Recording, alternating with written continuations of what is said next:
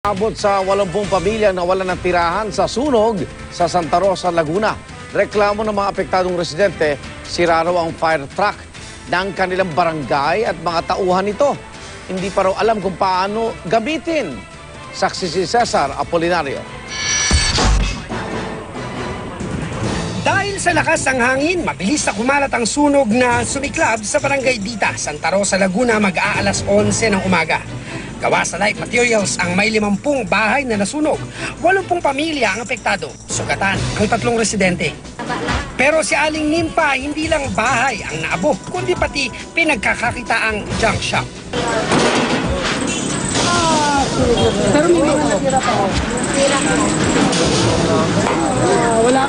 Wala naman yung pera siguro dyan. Marami sa mga residente halos walang naisalbang gamit. Buti po yung 2 anak ko pumasok sa school.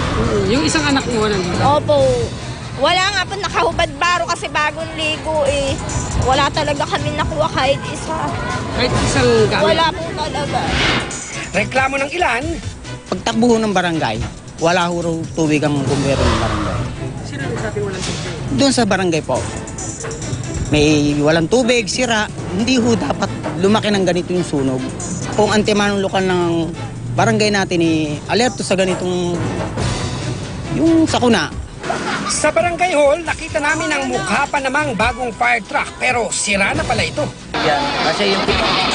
Mga bago nga po yung mga nakaupo ngayon dito sa barangay. At the same time, wala po kaming mga training pa para dyan sa fire truck. At yung fire truck po na tinanover sa amin ay sira. At saka may damage po, kaya po hindi pa napapagana.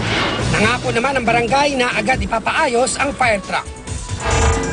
Ang mismong sunog, posibleng naiwang appliance daw ang pinagmulan. Galing sa electrical. Oo, kasi wala namang tao sa bahay eh. Nakuha na talaga nakapadlock yung bahay, yung origin.